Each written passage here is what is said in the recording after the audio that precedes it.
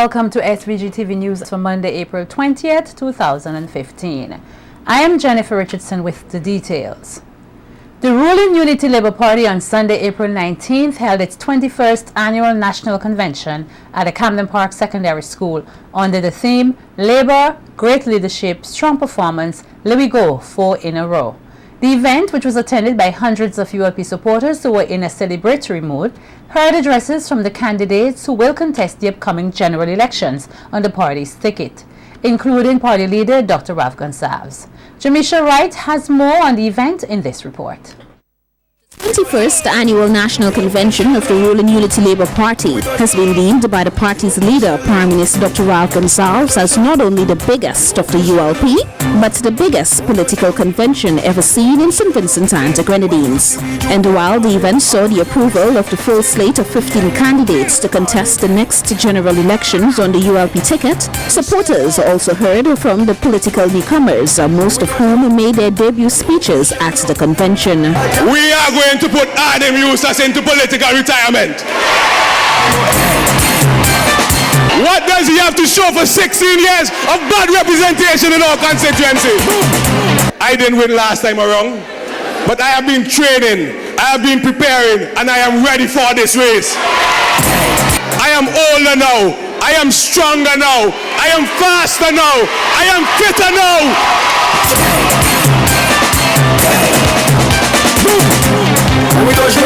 I am ready to win in East Kingston and to set records. So Luke Brown, we're a better East Kingston. We're going to vote for the Unity Labour Party because we recognize serious leadership, we recognize creative leadership, and we recognize proper governance. And those are the things which will come together to make sure that we get a fourth term in office on election day. I will manage your affairs in West Kingston with a cool and a level head. I will be compassionate and caring, not rowdy and self-centered.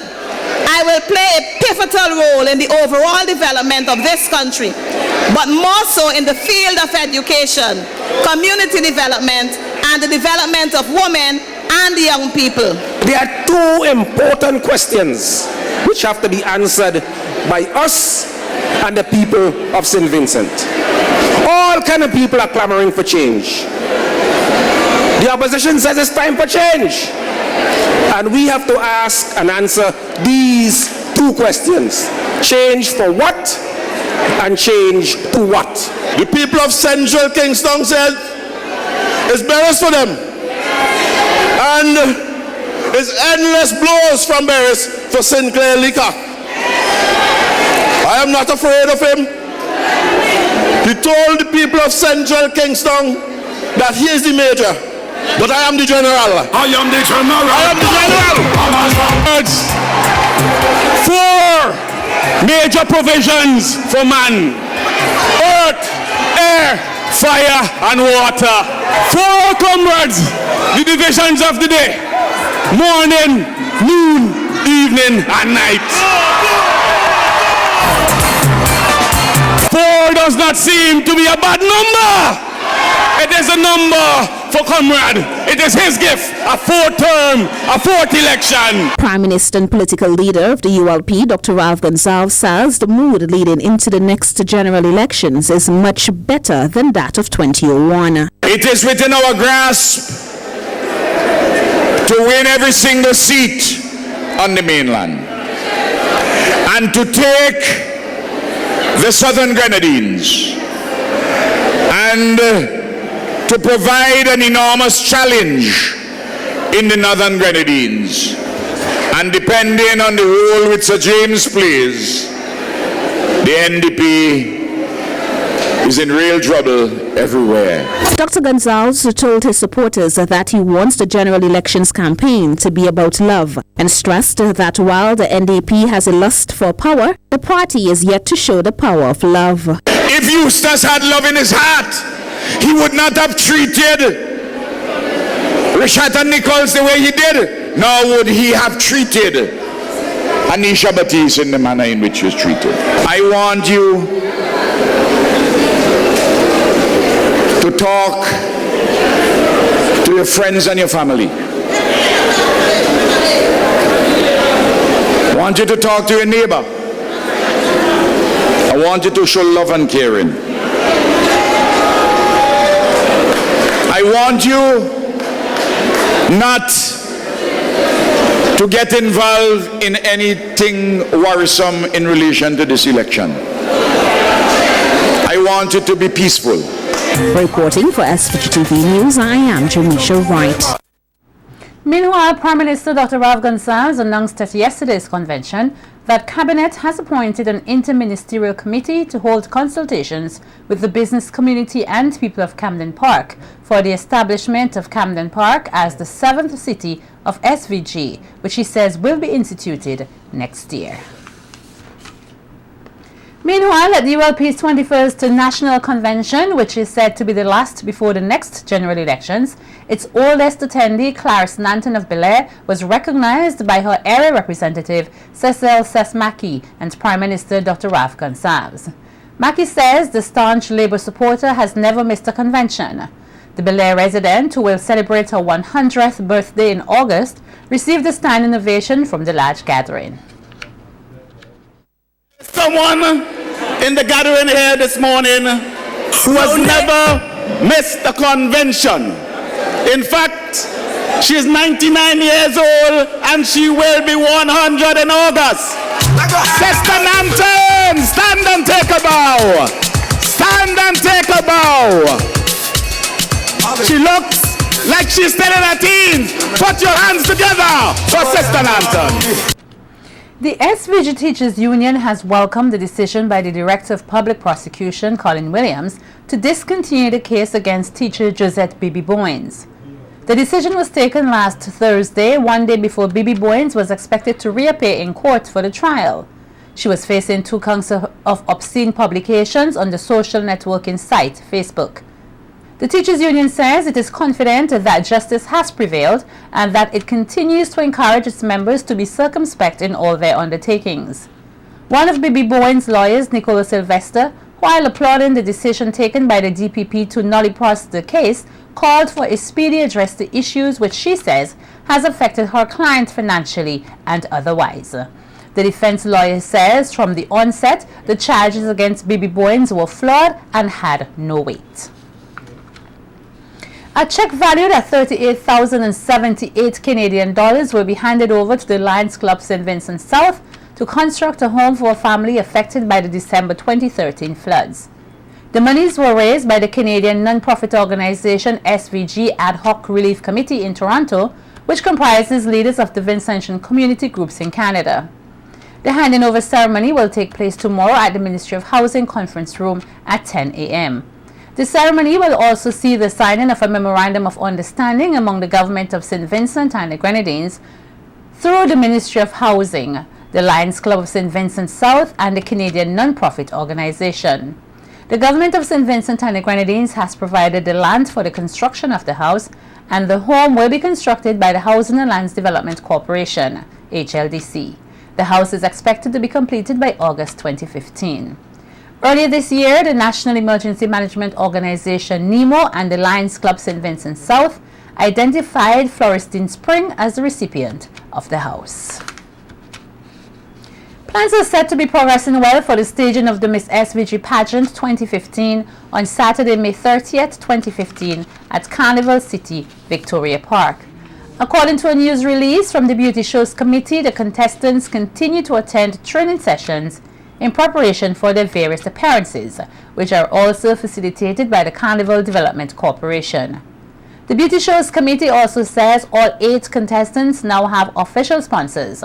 They are Precious Abraham, Miss French Veranda; Milicia Antoine, Miss Metrocent General Insurance Company Limited; Vikesh Charles, Miss Lotto NLA; Chantal Dells, Miss Agricultural Input Warehouse; Deontay Mears, Miss Mustique Company Limited; Disha Murray, Miss Play4 NLA; Donna Nelson, Miss Dibcon Engineering; and Anika Robinson, Miss Lime.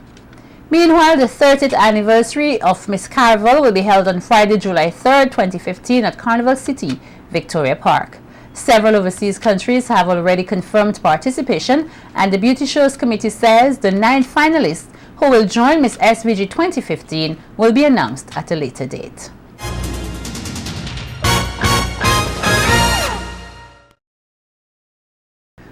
are carrying out investigations into a road fatality that occurred at the Georgetown Public Road early this afternoon. Preliminary investigations claim Michaela Abbott, a 4-year-old girl, was involved in an accident with a minibus about 1:40 p.m. She was pronounced dead at the Georgetown Hospital at 2:05 p.m. A post-mortem examination will be carried out on the body of the deceased. There have been 6 fatal road accidents for 2015, which have resulted in 12 deaths. With suicide raising its ugly head among young people in this country, senior counselor at the Marian House, Wendell Paris, is advising persons to be aware of the early signs exhibited by suicidal persons. In an interview with SVG-TV, Paris says warning signs such as a sudden change in disposition or behavior is something not to slight. I would say generally that any sudden change in a person's disposition could be a sign that something is wrong. A person can become withdrawn, isolating themselves. A person can be having very angry outbursts in response to situations that make them uncomfortable. You have to watch these things too. If there's persistent crying,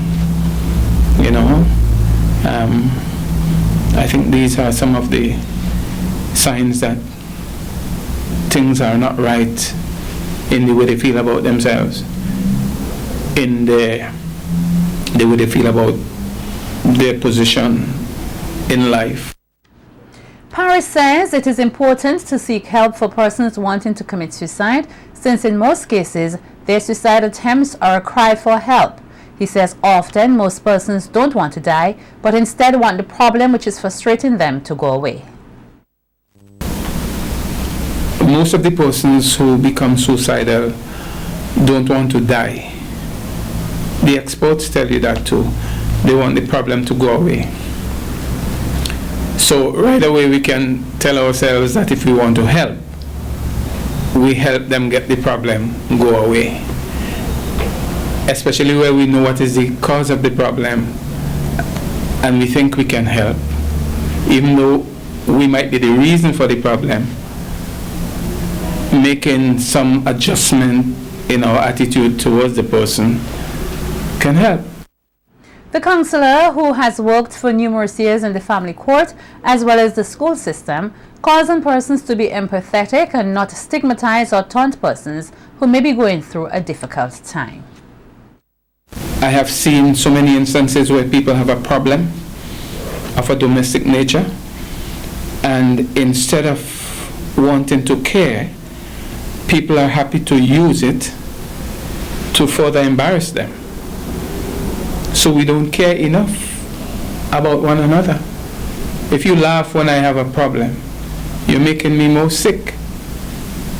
So we should just stop doing those things and start being good human beings and treat people well. And treat people well regardless. In other words, we have to practice showing unconditional, positive regard to people. We should not just be nice to people because we know them or we know that they like us. We should just love and care. The elderly and children are 2 main focus groups considered to be the most vulnerable in the Vincentian society.